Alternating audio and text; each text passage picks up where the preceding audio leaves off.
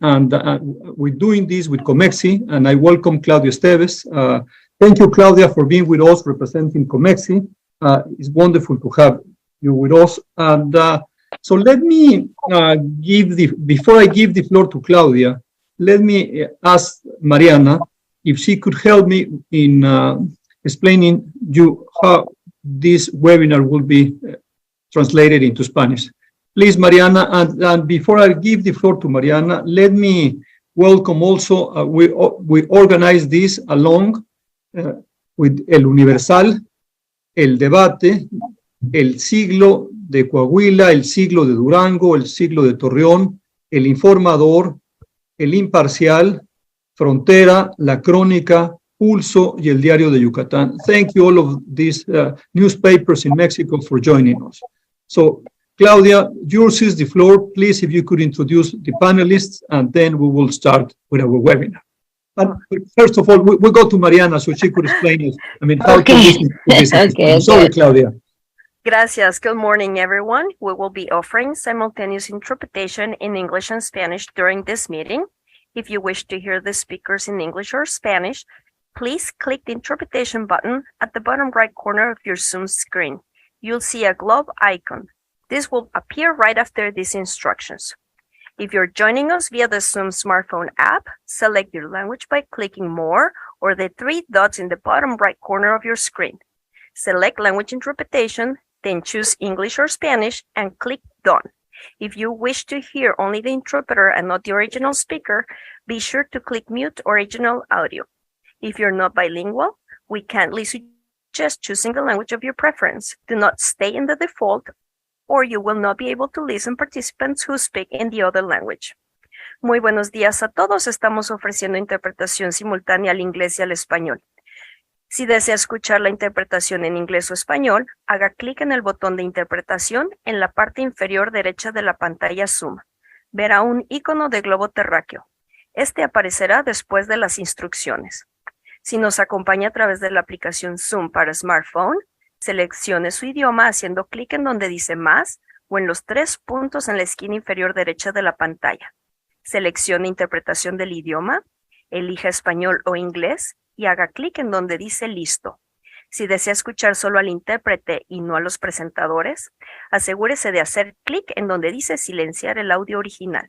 Si usted no es bilingüe, le sugerimos elegir el idioma de su preferencia. No se quede en la posición predeterminada, ya que no podrá escuchar a los participantes que hablen en el otro idioma. Thank you, Rafael.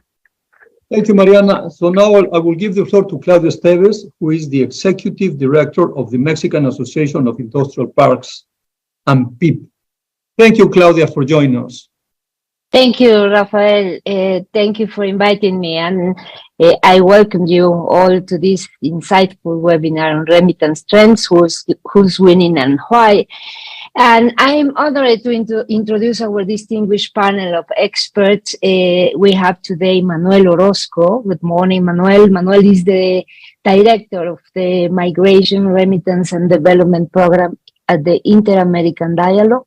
He also serves as a senior fellow at Harvard University Center for International Development and as a senior advisor with the International Fund for Agricultural Development.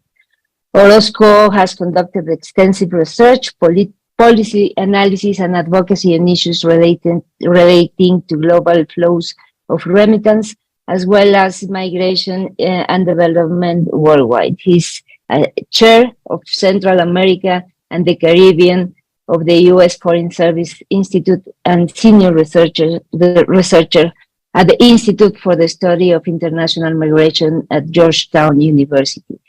Well, Orozco has a lot of experience, frequently testifies before Congress, spoken before the United Nations. Orozco has published widely on remittance, Latin America, globalization, democracy, migration, conflict in war-torn societies, and minority politics. He has books. He's really an important person today with us. I'm honored to present Manuel. Please, floor is yours if you give us today. Claudia, could you introduce Carlos and Catalina, and then we will start with Yes. Of course. Sorry. We also have today Mr. Carlos Serrano. Carlos Serrano is chief economist in BBVA in Mexico.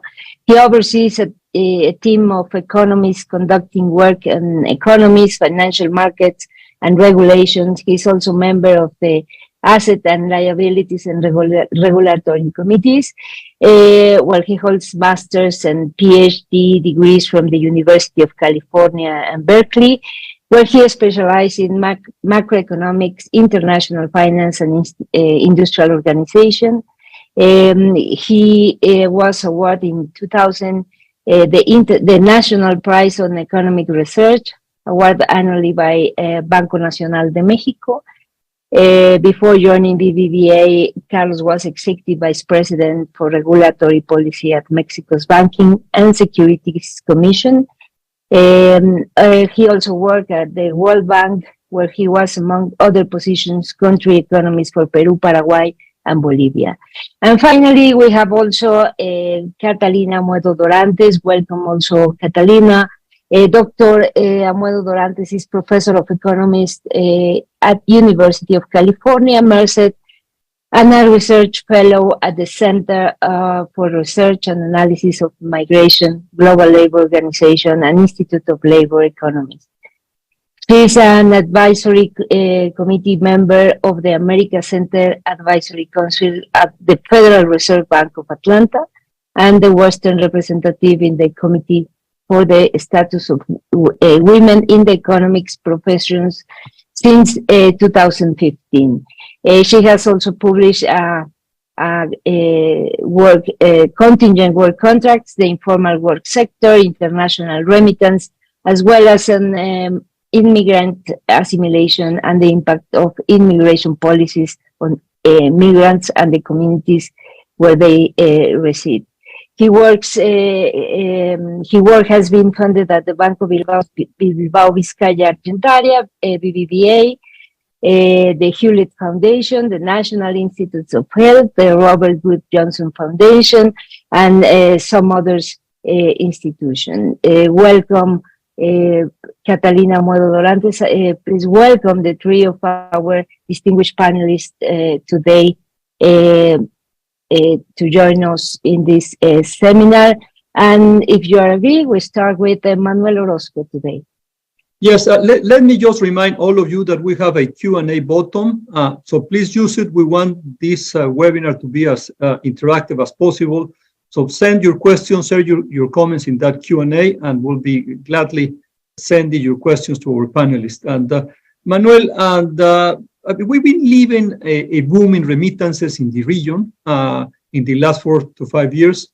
So how can you explain this boom, Manuel? It's we had a very complicated situation economically speaking because of COVID, and in spite of that, remittances grow and they continue to grow. So could you give us a sense of this boom in Latin America, Manuel? And then we'll go to Carlos to try to ask Carlos if he could zoom up in Mexico, because he and his bank have been doing a lot of research on Mexican remittances. So we'll go to you, Manuel, first. Go ahead, please.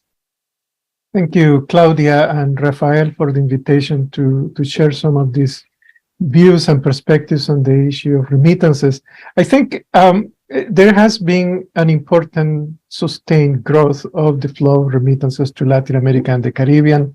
I will not label it as a boom because 2021, you see a significant increase of 24% in the growth, and it's mostly related to international migration patterns where people have postponed the migratory trend in 2020 during the pandemic. So you see basically 21, 22, nearly 5 million people, over 5 million people trying to come to the Mexico-US border during that period. And eventually, at least half of them made it to the US, and they sent money within 6 months of having arrived. So a lot of the growth is explained by that.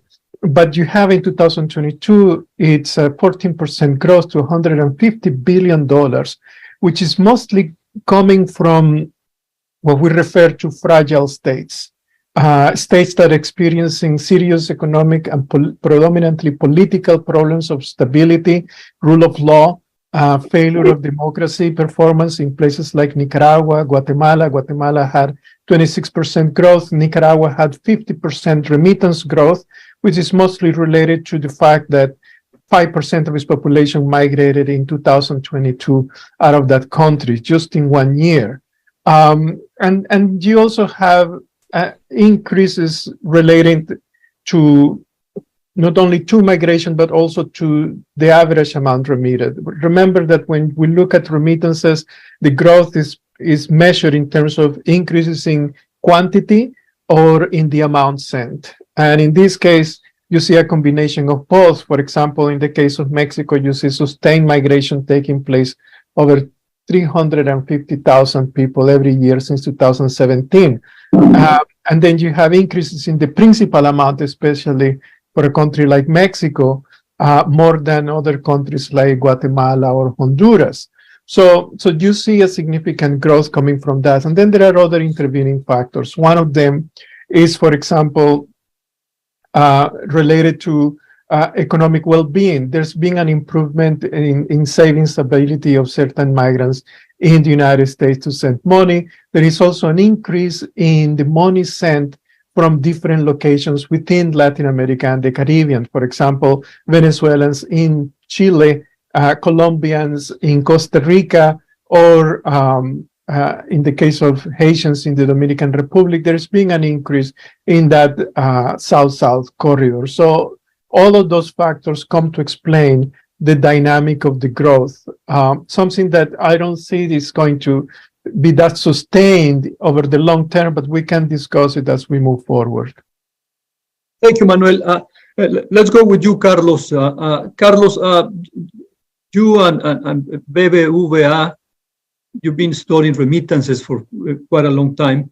Could you help us understand the boom in Mexican remittances, the sharp increase? Now, I mean, we're coming almost to $60 billion a year. And according to The Economist, remittances in Mexico in 10 years ago, in 2012, they represent 1.9% of GDP. And last year, they represent almost 5% of GDP.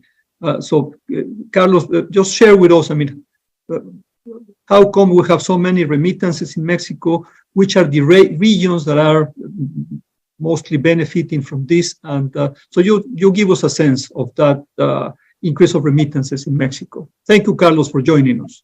Thank you, Rafael. Thank you, Claudia. It's a pleasure for me to be here. And I would say, yes, it has been a very significant growth in remittances in the last 10 years, but in particular, I would say since 2020, in 2020, remittances grew 11% and they reached 40 billion. Then in 2021, there was a growth of 27% with no precedent, reaching 52 billion. And as you mentioned, Rafael, in 2022, they almost reached 60 billion. The number was 58.5, growth rates of 11%. So what's happening and where are these remittances going? I would say, first, I agree with Manuel. Everything indicates there has been an increase in migration in general from Latin America to the US, in particular from Mexico. We will have to see the definite numbers in surveys, but looking at the number of detentions in the border, they have tripled since 2020, and this suggests that migration has been increasing. So I think that's a factor, but I will argue that at least in the Mexican case, the most determinant factor has been the strength of labor markets in the US. As you know, since the pandemic, after the reopening and the initial increase in unemployment, labor markets have been improving very significantly, to the extent that we have been seeing in the last several months unemployment rates that are the lowest in 40 years. That has also resulted in pressures for wages, and in particular, labor markets are very tight in sectors that employ more Mexican migrants and in general Latin American migrants, in particular services. That's where you see the biggest shortage of workers. So that strength of the labor market, together with the fact that there has been an unprecedented increase in savings in U.S. households.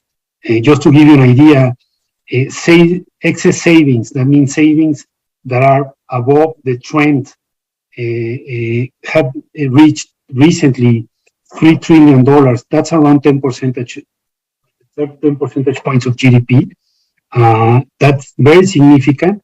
And an important part went to Mexican families. These excess savings, I think, can be explained first because there was initially an increase in savings in the pandemic as people were not able to go out and consume as before, but also there was a very significant fiscal expansion in the U.S. And I think part of that fiscal expansion has been sent through remittances to Mexico.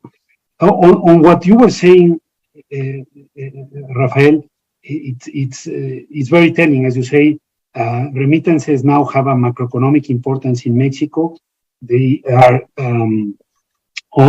short of 5% of GDP.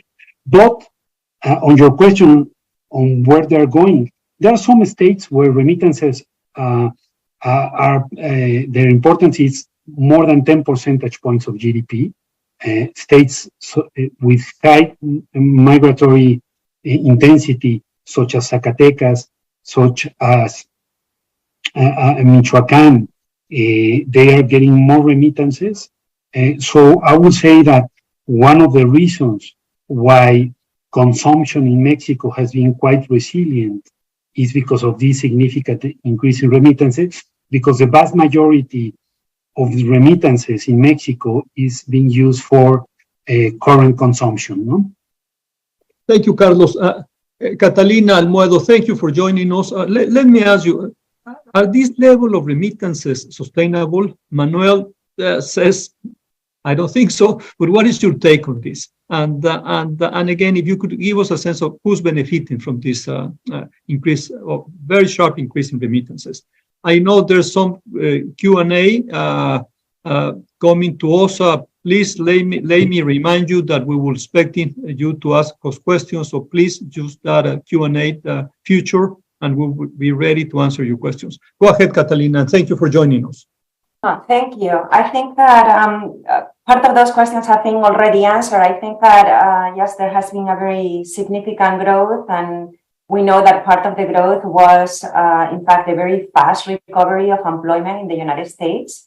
Basically, despite a very high and rapid increase in unemployment between May 2020 to May 2021, unemployment rates almost practically recovered. So there was a very rapid growth in employment. The U.S. labor market recovery has been very strong, as you know, with the sustained growth in real wages, and that has sustained a lot of the growth. And really since the borders open after the lockdowns, it has been a tremendous increase also in migration flows. So migration flows that had dipped considerably during 2020, now they are basically surpassed the levels of basically that they had in 2019 before the pandemic. So I think that those two are factors that have contributed, and I think that some of the factors that contributed also to the growth might not be there later on. So some of them have also been mentioned. For example, all the unemployment insurance relief, and the reasons for sending for altruistic reasons during the pandemic may dissipate, although there are other crises boiling in Central America and Latin America that probably will continue to push those flows.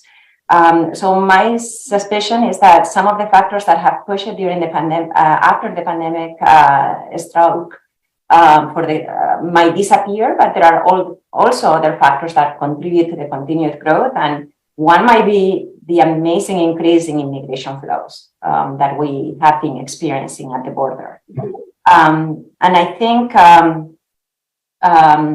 your other question was regarding who benefits. So I think that, usually most of the remittances, just as Carlos was mentioning, basically are used by households back home for day-to-day consumption. I think that also, like Manuel was saying as well, there have been a lot of crises going on in Latin America and Central America. And so I think that they are really used for immediate purposes of maintaining that consumption of the household. I think that there are different policies that can be adopted in the long run to facilitate those flows. And there are policies that affect the sending of remittance flows to migration policies that can be adopted, and even establishing institutional arrangements for the education of migrants prior to migrating can also be helpful. Or diversifying the migrant destinations in order to soften the volatility of remittance flows. But I think even migration policies in the receiving countries, like here in the United States, can have a significant impact also on the volume of remittances, depending on whether they favor high or low skill migration, as well as permanent settlement or not. And even policies like immigration enforcement policies that have led to incredible volumes of deportations during recent years can also affect remittance flows. Thank you, Catalina.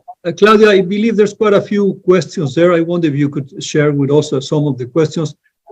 Before I would like to ask Manuel and all of you, we have thought about remittances helping or pushing development in Latin America.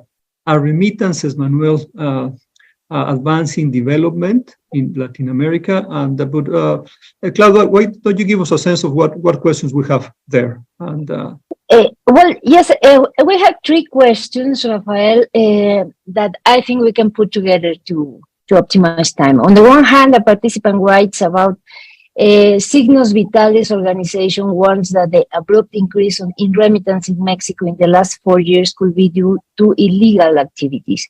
On the other hand, Gabriel Espana asks our experts if the amount of money registered as remittance to Mexico contain funds from organized crime or possible cases of money laundering. And also Victor asks if drug proceeds are significant in remittance. I think we can put together these three and ask our experts about what can tell us. Go ahead, Manuel. Because we put together the four questions, your question with the other one. Signos vitales, with all due respect, and I'm going to answer in Spanish, están mamando. Whichever way you want to look at this, when it comes to remittances, and compliance in particular, there are very stringent mechanisms to control the flow of money. There are very robust procedures to determine whether a transaction is illicit or not. In this business, that is basically based on very small amounts of transactions, monitored carefully. It is extremely costly and risky to engage money transfer businesses into illicit transactions. So the evidence, the actual investigation, the compliance mechanisms show that there is very little room, if none, for illicit activities. Second, when you look at the data, the actual data of the number of Mexican migrants that, we had 12 million migrants in 2010, more or less, Mexican migrants, and the number dropped by 2015 to 11 million. And then from 15 moving forward, there's been an increase, a gradual increase that now has over 12 million Mexican migrants again. And that increase is predominantly connected to the increase. You also see an increase in the principal amount. And Carlos was talking about, improvements in wages. The fact is that when we look at the average amount remitted by a Mexican migrant, we're talking about they're sending over $6,000 a year relative to $4,500 in 2018, 2019. So there is an increase in the amount sent by Mexican migrants. There are also less migrants are returning. So it's important to put facts before, going into the speculation to look at the patterns. And when it comes to the question on development, look, development is a policy issue. Remittances do improve people's quality of life. They increase disposable income by double, because the income dependence on remittances is about 50% for Mexican households, but also for many of Latin American countries. So that increase in disposable income allows you to save. That saving capability allows you to invest your resources in fundamentals, that is, in education, health, and possibly housing. So there is an important effect. There is no leveraging so far. Unfortunately, I've been like a preacher, preaching the gospel of development and remittances for 20 years, trying to convince governments to leverage the flow of remittances by formalizing savings and then mobilizing them into the local economy through credit into non-farming activities, so that you reduce migration and also increase economic complexity in the home countries. The evidence suggests that this works, but we're dealing with difficult countries in the difficult partners in the age of complex cooperation. So, I'll leave it like that. Thank you, Manuel. Carlos. Yes, let me jump in on this issue about, in both issues, but I will start with it. There's a lot of noise in Mexico whether this very significant growth in remittances can be explained by organized crime. And I fully agree with Manuel. I don't see any reason on this. I read this report about signos vitales, and I think it's not consistent with data. So let me give you some answers to this. No, one, Manuel already mentioned. You have seen an increase in migration that explains it. Second, we have to keep in mind, more than 99% of all remittances that are sent from the US to Mexico are sent by electronic means, where they have to identify the sender and the receiver. Imagine the average remittance is a little over $300. Imagining that you can organize a huge money laundering scheme with that, I think it's impossible. But let me give you other explanations. First, remittances, as Manuel already explained, have been growing in all Latin America. Mexico is not the country that has been growing the most. So what Signos Vitalis is saying then is, that means that organized crime is growing in all the region? I don't think so. Remittances have grown in countries that have high levels of organized crime, but also in countries that do not. In Guyana, for example, remittances grew over 40% in 2020. So we have to conclude that Guyana now has huge organized crime operations. I don't think so. I think you can explain statistically this growth in remittances in the last year because of this increase in migration and the strength in labor markets. Statistically, you can explain that. Otherwise, it's like assuming, there was this great vehicle for money laundering, but cartels didn't know about it, and suddenly they learned about this in 2020. I don't think so. More than that, I think they have, in this report, there are some mistakes. They say, for example, they conclude that there's a lot of money laundering because they say, they cite the example of Minnesota, and they say, in Minnesota, much more remittances are sent than what can be explained by the number of Mexican workers in that state. Well, the point is that you have aggregators that collect remittances in other places and send them from a state. That happens in Minnesota, so you cannot conclude that there's organized crime. And finally, I would say over the years, there have been plenty of drug lords that have been detained in the US and where they have been offered lower prison stays in exchange of talking about their mode of operations. None of them has said that remittances are the vehicle for money laundering. So I would just say, I think this is an exaggeration. I think it's not consistent with the numbers. And I don't see any strong evidence to conclude that we have money from the organized crime in remittances. So on that, I'm fully agree with Manuel. I think this is not a serious conclusion. Thank you, Carlos.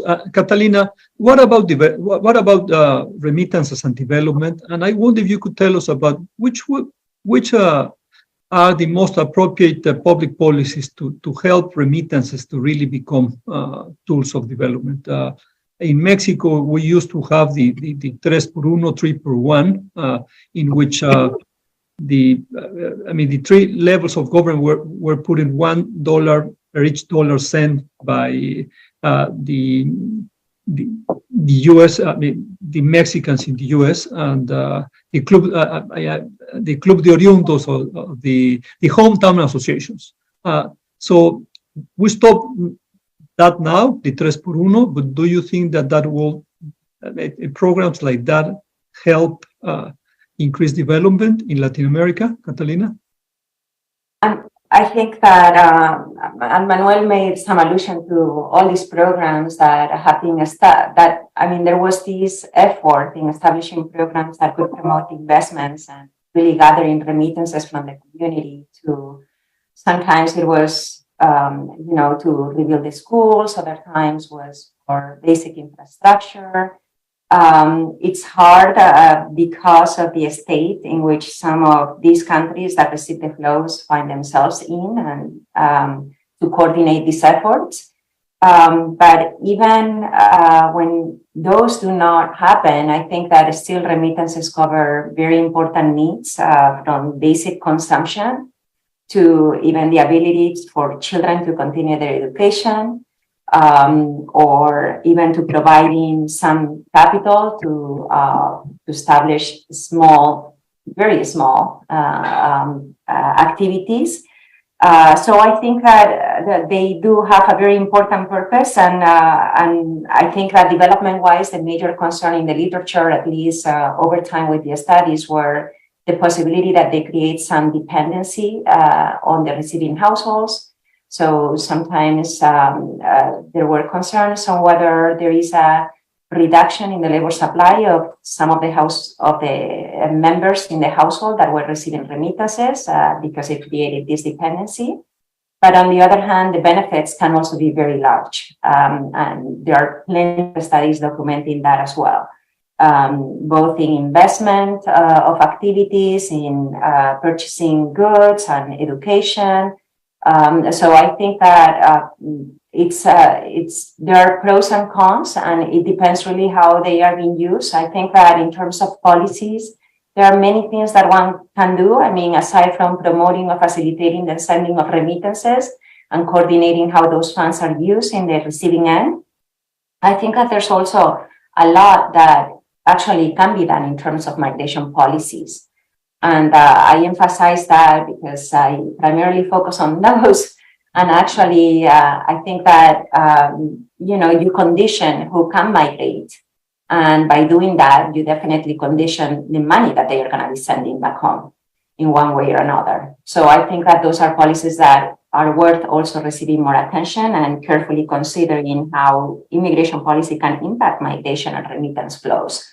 Whether they are, as I was mentioning before, immigration policies sometimes can favor high versus low skilled migration or migration, and that can have impacts on remittance flows.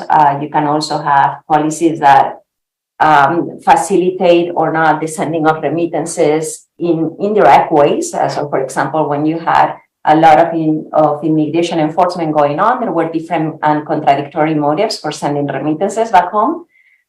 Sometimes as an insurance mechanism in case the migration spell doesn't last too long, and other times really sometimes people, they basically were trying to meet their target savings and send it back home as soon as possible. So it can have pros and cons. So I think that overall, the traditional policies were incentivizing the flows. A lot of it were through the use of formal transfers. As Carlos was saying, most of the transfers have been actually in an electronic form for quite some time. I think that people also emphasized the importance of relaxing exchange and capital controls and facilitating the operation of domestic banks overseas, diversifying, reducing the remitting costs, diversifying the migrant destinations. I think that that's another important one if you want to reduce remittance flow so that they are not affected by one shock in one specifically host location. And overall, as I said, then even as the Philippines have done also, sometimes having the institutional arrangement to educate and inform migrants prior to migration on what would be basically the most suited destinations that can also facilitate their savings and the ability to send money back home. Thank you, Catalina. Claudia, I wonder if you would like to share with our panelists some of the questions that we've been getting. Sure, I have three about inflation in Mexico and the peso. Jorge Izquierdo asks what could be the effects on inflation and productivity in Mexico. Another participant asks where do the remittances go? There is more spending, but we are facing very high inflation. The economies move again, but services and food costs are increasing. What's happening here? And I have also a question, are the remittances why the dollar has been losing value against the peso? I think we can put this together. Thank you, Claudia. Let me add to that, Manuel. How you see the financial inclusion of Latin Americans in the U.S.? Because one part is remittances, but financial inclusion is a little bit more than that. Could you give us a sense of how many Latin Americans have bank accounts in the U.S.? How many have access to credit? That's another very important topic, by the way. Carlos Serrano and Manuel Orozco, we will put it together, this book about financial inclusion that we will publish soon. So go ahead, Manuel. Your mic. Unlike developing countries in industrialized economies, especially in the United States, you're more likely to have access to credit than to own a bank account. Unfortunately or fortunately.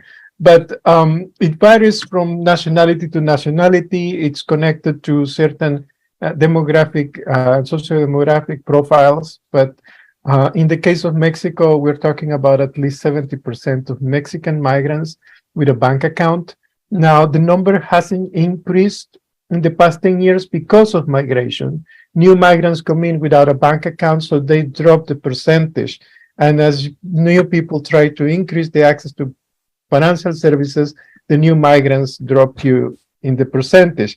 The same thing we see it among Hondurans, for example. 50% of Hondurans own a bank account. Guatemalans, the number is similar, but then you have other nationalities like Cubans, Venezuelans, who have a more stable legal status. They're more likely to own a bank account over.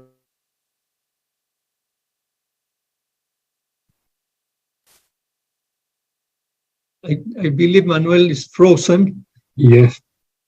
Why don't you go ahead, Carlos, and we'll wait for Manuel.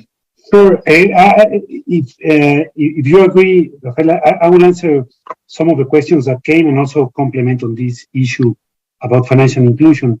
There's this question, well, is high inflation affecting productivity in Mexico? And I would say not only inflation, but also the exchange rate that has appreciated. And I think the answer is no. Why?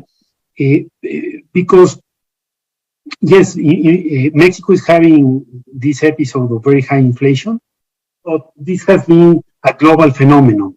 So that means if inflation would only be happening in Mexico, yes, Mexico will be losing competitiveness and productivity, but this being a global phenomenon, inflation has been also high in the US, high in other countries that compete with Mexico.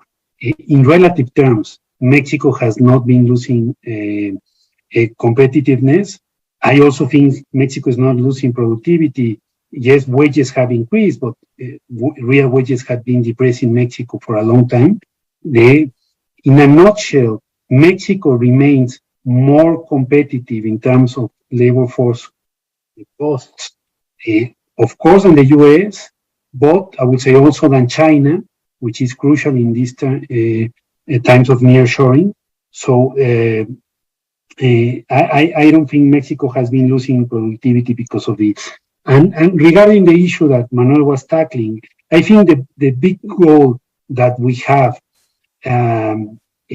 as both authorities, academics, and the private sector is how to foster financial inclusion, not only among issuers of remittances, as Manuel was saying, newcomers have trouble opening bank accounts. In many cases, they don't want to do that because of the fear of being discovered and deported, but also among recipients.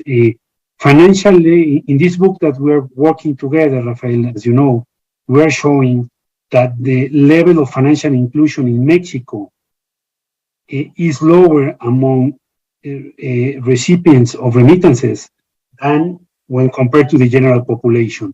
And I think that that is key to the point that we were mentioning and that Catalina was mentioning. At the end of the day, remittances are not being used to foster higher growth in Mexico, and I would say in the region, because they're used mainly and the vast majority for day-to-day consumption, and they're not being invested. And I think that in order for these remittances to be invested, we need to foster financial inclusion so that eventually recipients can think about the possibility to obtain credit backed by the flow of remittances. A bank could see what is the monthly amount that a person on average is getting on remittances, use us as a proxy of income and provide credit. But for that, we need to increase financial inclusion. And I think the way to do that is not by building more branches, no, of Banco del Bienestar, is by using digital channels. That will really help us to use remittances in productive uses. Sorry, then I was muted. Hey, Catalina, what is your take on all of this? No, I think that all of this has been shown in different studies, and I think that, yes, I mean, one of the benefits also of remittances is that by boosting savings, they actually promote access to financial institutions and they promote financial literacy. And I think that this is something that basically is essential in order for remittances to have a use that surpasses that of the day-to-day consumption and needs of paying for food and housing and other expenses. So I think that is probably the biggest challenge, is this promoting of financial literacy and really access to financial institutions. But yeah, I think that there are studies that have shown that they can do that, and the challenge is to be able to facilitate that. Thank you, Catalina. Claudia, I wonder if you could read more questions. There's one from our very good friend, Monica Berea, and it's basically asking us, and Carlos, you might want to take try to answer this.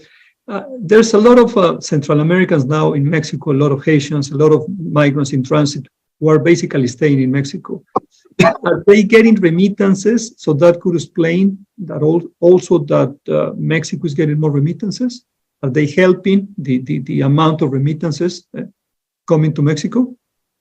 And Claudia, would you like to share a few other questions? And we have Manuel back, so we can also go to him after we talk to Carlos. Sure.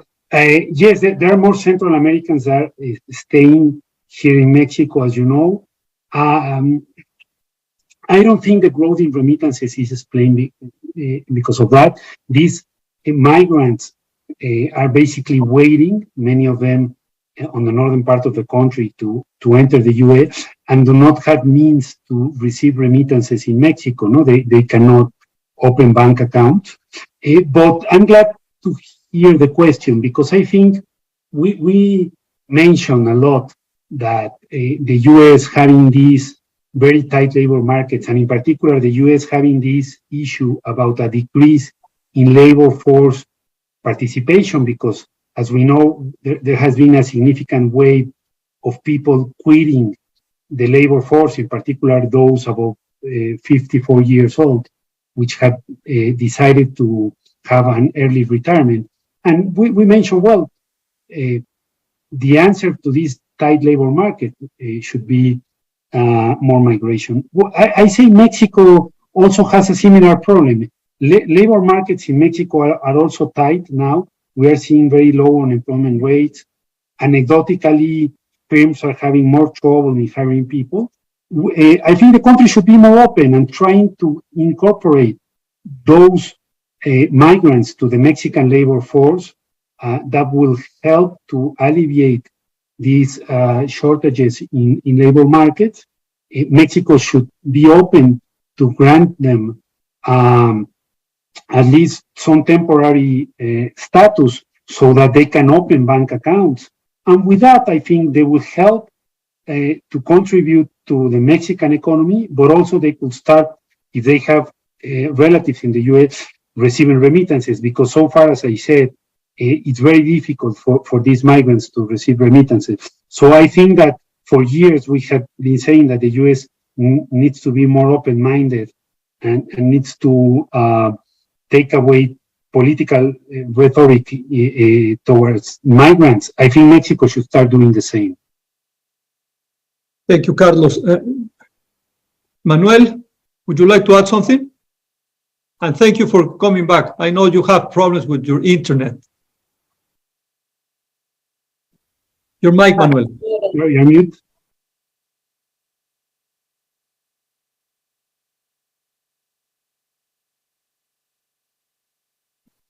You're still muted, Manuel. The machine speaks for itself, doesn't let me. If I don't hold it, it won't let me. It will mute me. I think my colleague is correct. The issue of more remittances to Mexico because of migrants in transit is not that predominant in terms of the marketplace for money transfers. We're probably talking about less than 30,000 transactions for migrants who are in transit who receive money because of economic necessity while they're stranded in Mexico.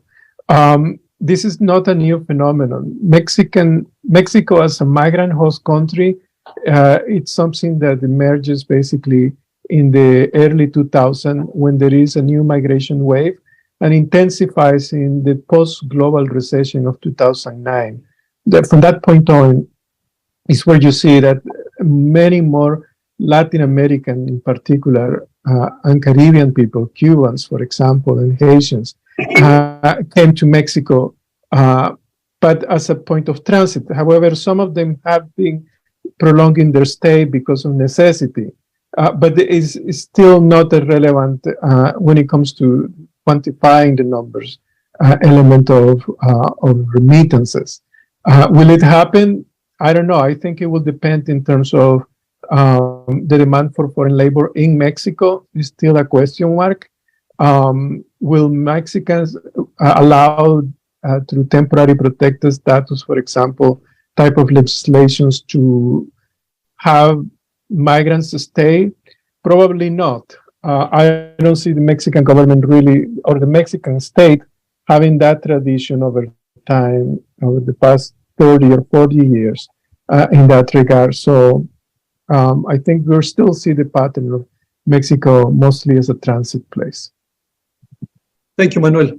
Claudia, would you like to read some of the questions that we have from those who are listening to us. And perhaps we're entering into the last round because we have 8 minutes to go. And again, I want to mention and to thank El Universal, El Debate, El Siglo de Coahuila, El Siglo de Durango, El Siglo de Torreón, El Informador, Imparcial, Frontera, La Crónica, Pulso y El Diario de Yucatán for joining us in this webinar. And so back to you, Claudia. Thank you, Rafael. Yes, the participants are asking about if there is any expectation that commissions will come down and better conditions will be offered to customers, and also if is any risk of some taxes for remittances in the future from the side on the U.S. Or Mexico, and what about Canadian origin remittances? I think we can ask first these two questions.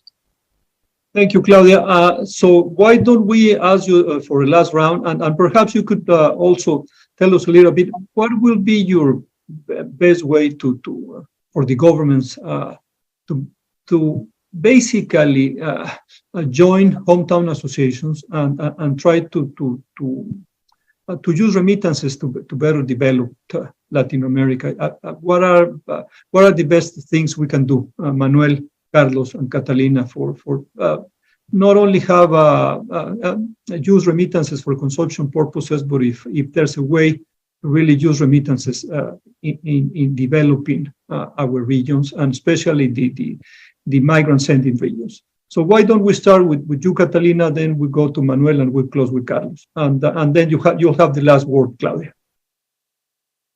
Well, I think that the question basically refer a lot of how, if there's going to be a reduction in remitting cost, and I think that Manuel can probably talk about that better. I think that the cost, at least from what I can read in the literature, has been still very widely. So in some countries like Sub-Saharan Africa is double the amount that in South Asia of sending remittances, and but overall they have been decreasing. I suppose that is one of the policies, I mean, that from the very beginning they were promoted the most, along with operations like 3x1 and so on.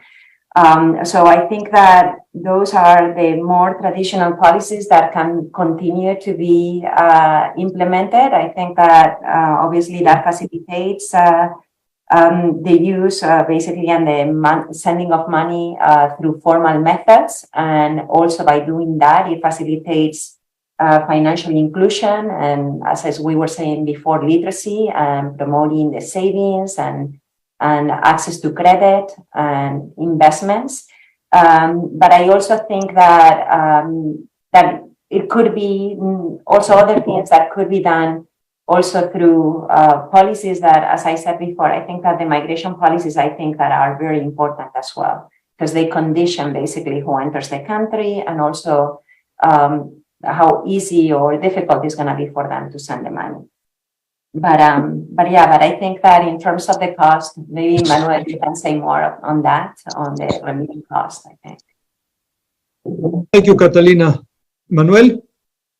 Look, I think the point of departure to this is when you look at the intersection between migration and development, you need to focus on precision, proportion, and purpose.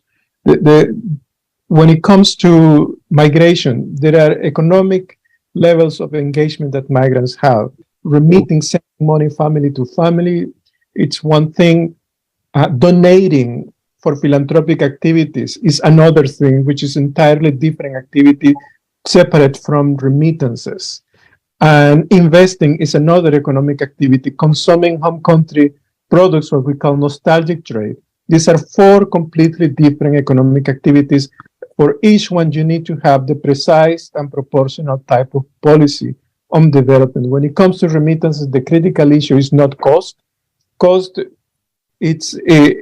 everything has a price. And when it comes to at least the Latin American and Caribbean market, they are very competitive costs. In some contexts, they are even cheaper than, for example, buying data.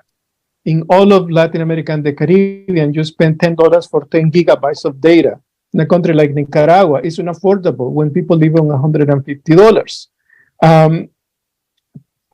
The more critical issue is how to leverage remittances by increasing financial access. Why? Because it's a financial transaction. As you formalize the savings of people whose income increase because of the inflow of remittances, you can then develop considerations for asset building opportunities. And building assets is at the core of economic independence. So we need to have the right precision into the target approaches that you want to address. Investment requires certain type of facilities. For example, migrants still today, I mean, we talked about this 25 years ago, and we're still talking about it today.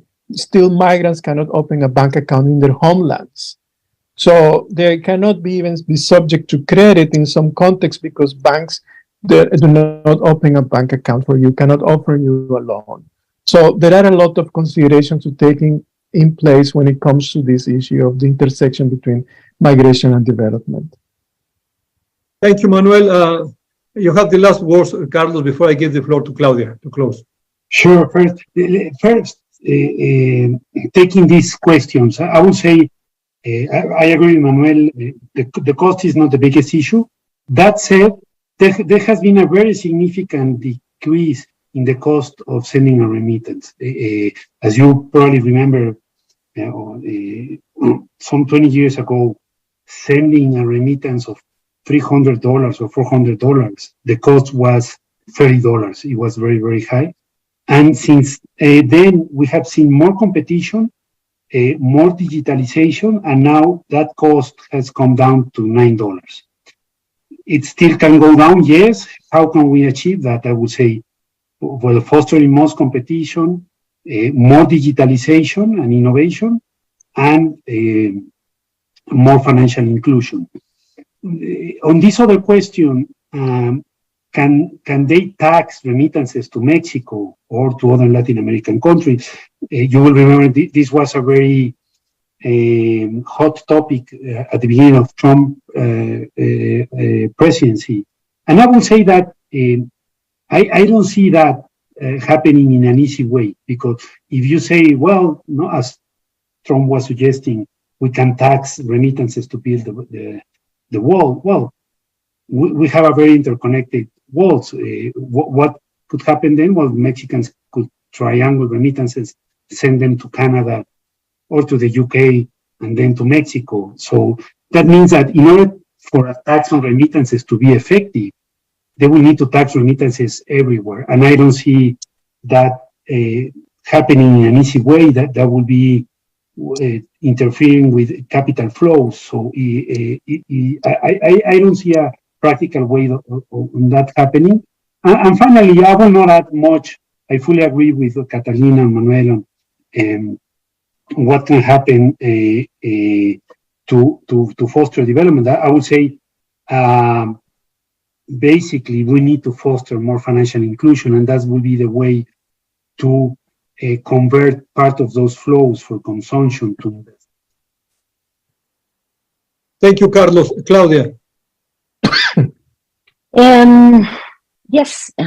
So who is winning and why? I don't know. There is still a lot to say, but time is over. Importantly, we learned today for remittance space and exciting is dynamic, and there are plenty of opportunities for growth and innovation. Of course, for my part, I think the experts, Catalina, who shared their knowledge and experience with us today.